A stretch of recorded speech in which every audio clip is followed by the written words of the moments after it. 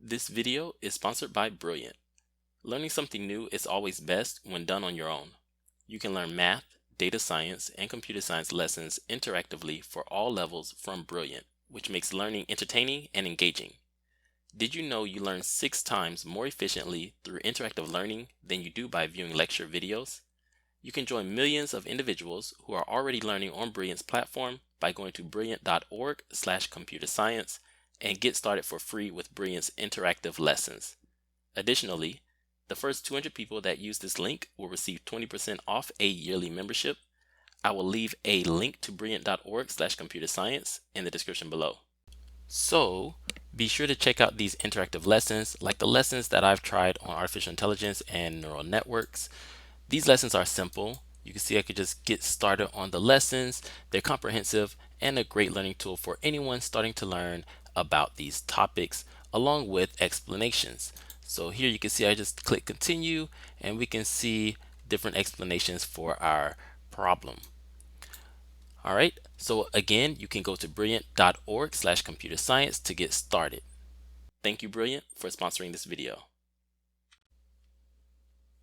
Hello everybody, and welcome to this video on the Python programming language and chatbots.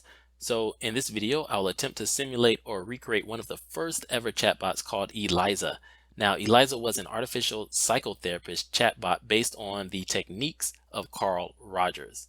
So right now I'm on Google's website. It's called colab.research.google.com, and I'm on it because it makes it really easy to start programming in Python. So all you have to do is go to this website and then log in using your Google account and get started writing your Python code. So if you're going to code along with me, go ahead and click on File, then click on New Notebook, where a new tab will open up for you, and then eventually a new cell will open up for you. Now in this cell, I'm going to put in some comments. I'm going to put in a description about the program. So I'm just going to type description here, and I'm going to put this program simulates one of the first ever chatbots called Eliza. All right. So next, I'm going to create a new cell by clicking this code button here in the top left. And in this cell, I'm going to import the libraries that I plan on using throughout the program. So I'm going to import RE for regular expressions, and I'm going to import random. All right, so I'm going to go ahead and run this cell by clicking this button here to the left, and this will let me know if I made any mistakes. All righty, and it looks like we are good to go. So I'm going to go ahead and create another cell. Now, Eliza simulates human conversation using straightforward pattern matching techniques, but it is unable to comprehend the meaning of the user's remarks or to provide responses that take context into account. So what we're going to do in this cell is we're going to create a list of predefined similar responses, or I should say responses similar to what Eliza would say. So I'm going to put Eliza's. And we're going to do this by using a dictionary, which is also known as, or AKA, a key value pair. All right. So Eliza used a pattern matching and substitution methodology to simulate conversation with a human, and we're going to do the same. So let's create a variable called response, and we'll set it equal to left curly bracket and right curly bracket, and then press enter. And now if the user says hello, which will be the key, then I want the response to be, or the value to be, hello, how can I help you? All right, then I'm going to put a comma. Next, if the user says, I feel blank, I'm going to put left parentheses dot star right parentheses. So they can say anything after I feel, and we're going to get that pattern and match it.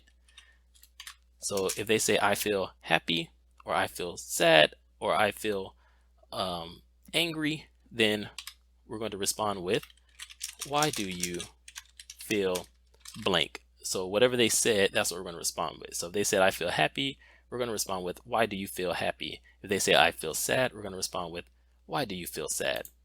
Okay, so that's just one response that we are going to respond to. I'm going to put a question mark there. I'm going to put a period up top as well. The other response that we can say to I feel can be, how long have you been feeling blank? Question mark. All right, and then I'm going to need a comma there. Also, the user could say I am blank. So I am left parentheses dot star right parentheses, and I'm gonna put a colon here. And then Eliza's response will be, why do you say you're blank? Question mark. And how long have you been blank? Question mark. All right. So let's see, what else might the user say? The user might say I'm instead of I am, right? So I am left parentheses dot star right parentheses. I'm just going to just say blank from now on. So I'm blank. Then the Eliza chatbot will respond with, why are you, or let's say, why are you blank? Question mark. Or it will respond with, how long have you been blank? Question mark. Okay. The user may also say, I blank you. So it might say something like, I like you, I dislike you, and Eliza will respond with, why do you blank me? Question mark. Or it may respond with, let's say, what makes you think you blank me? What makes you think you blank me? Question mark. Okay. All right. So we're going to keep on adding some more responses. So let's put I blank myself. So maybe the person says, I love myself. Then the bot will respond with, why do you blank yourself? Question mark. And what makes you think you blank yourself? Question mark. All right, I'm gonna scroll up a little bit. All right, so I'm also gonna put in blank space sorry space blank. Okay, so the response will be, there's no need to apologize.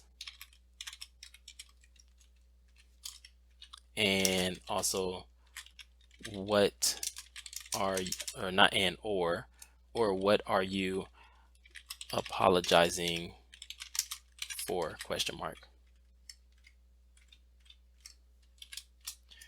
Okay, and then I'm gonna put let's just put blank friend blank. So maybe they're upset with their friend, and Eliza will respond with, tell me more about your friend, period. Or maybe it will respond back with, how do your friends make you feel? Question mark. Okay, and the user may put in yes, so Eliza will respond back with, you seem quite sure, period. Or it may respond back with, okay, comma, but can you elaborate, period. And the user may put no, and Eliza's response will be, why not? Or, okay, but can you elaborate a bit? Question mark. Now, I'm going to try to handle responses that we don't really have an answer to. So I'm just going to put just space and then blank and then space. So Eliza's going to say, please tell me more, period. Or Eliza's going to say, let's change focus a bit.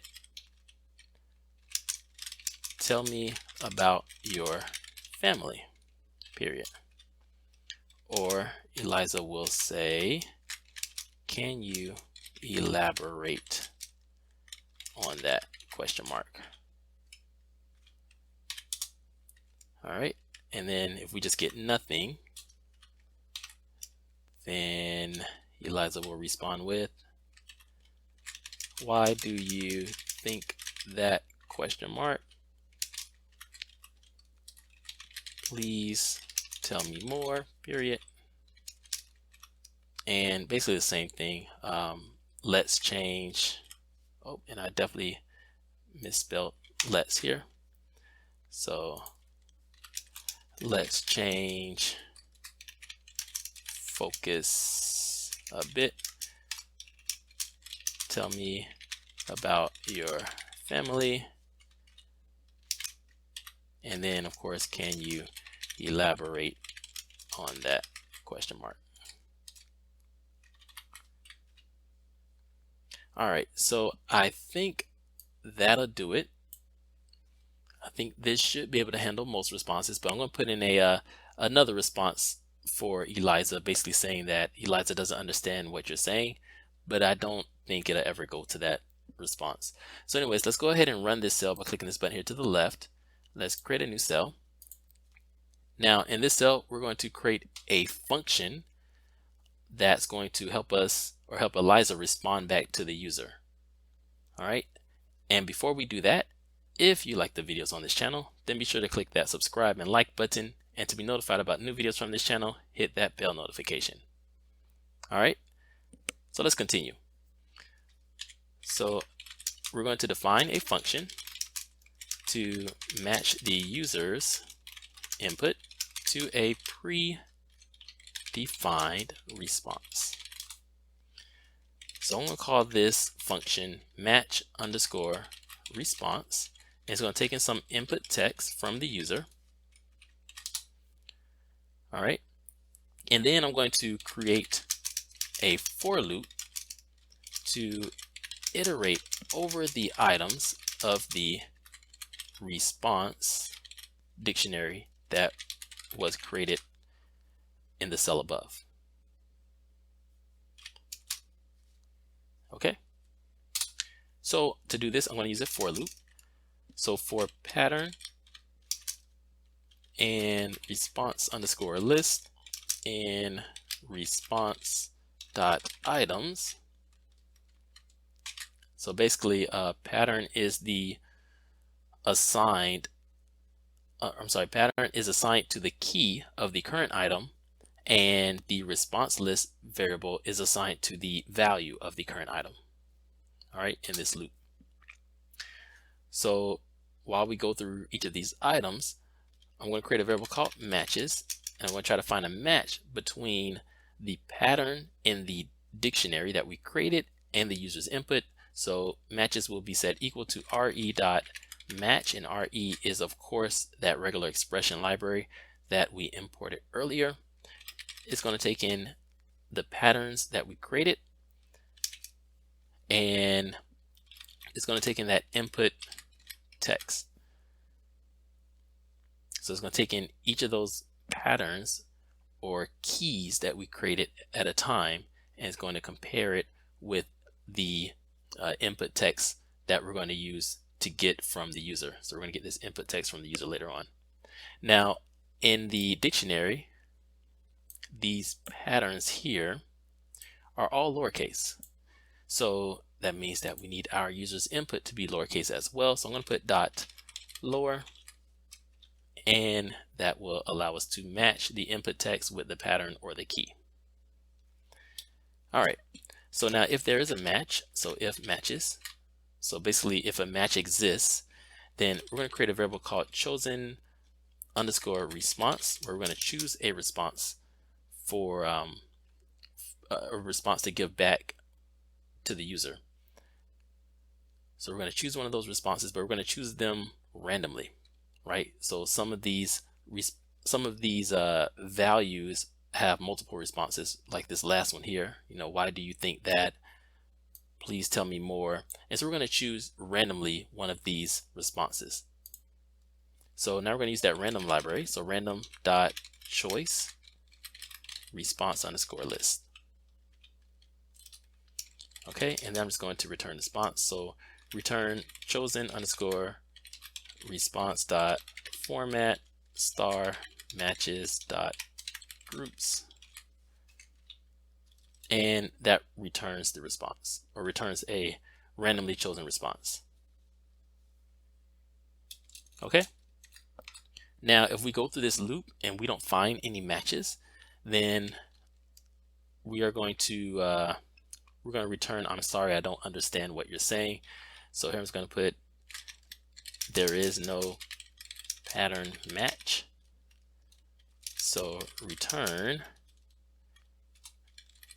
and I'm going to return I'm sorry, I don't understand what you're saying, period. I'm just going to highlight this, copy using Control-C, and then paste it right here for the comments as well. All right, so that should do it for this function. Let's go ahead and run this cell. Let's create a new cell. And now in this cell, we're going to create the main loop to start the chatbot. So first thing I'm going to do is I'm going to print welcome to the Eliza chatbot. And you know what? Maybe I'll put welcome to the Eliza. We're going to put psychotherapist chatbot. Make this a capital and make this a capital. Okay, so we're going to create a loop for this so we can continuously chat forever. So while true, we're going to use a while loop for this. So it's just going to run forever.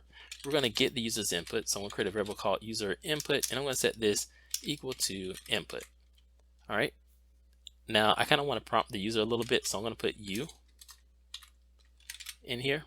So it is a chat. So now it knows, or I'm sorry, the user knows when it's so the user knows their location where they're typing, and then we're going to have Eliza for where Eliza responds. All right, so you will be the user, and then we'll have Eliza here with a colon for when Eliza responds.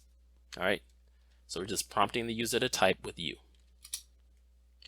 Okay, so now if the user's input, if it equals by, then I want to print Eliza's response, which will be just goodbye.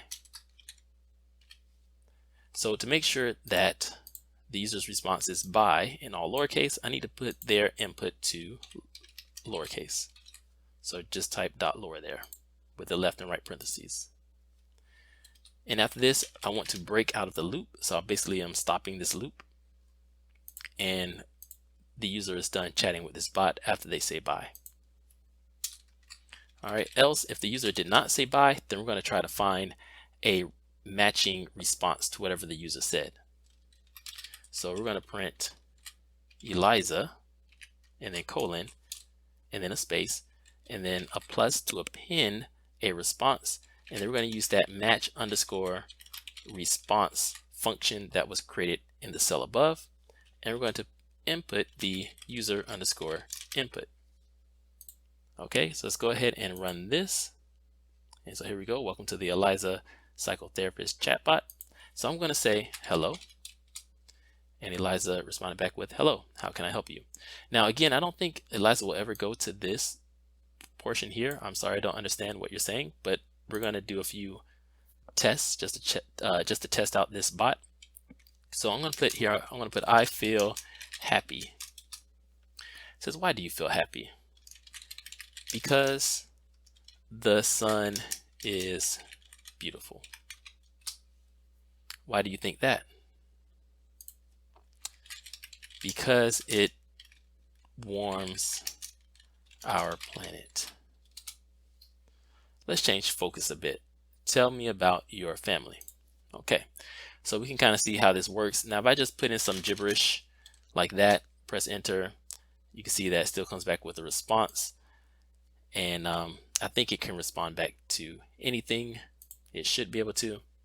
All right, so let's test it with bye. And let's use all capitals, right? Bye. So now the chatbot says goodbye and our loop has stopped. So we can't input anything else. So that's basically it. Thank you for watching this video, and a special thanks to the Patreon supporters on patreon.com. If you would like to become a supporter of this channel or get the code, I will leave a link to the Patreon page. It's patreon.com/computerscience, and I'll leave that in the description below. Thanks for watching, and I hope you all have a wonderful day, and I will see you all in the next video.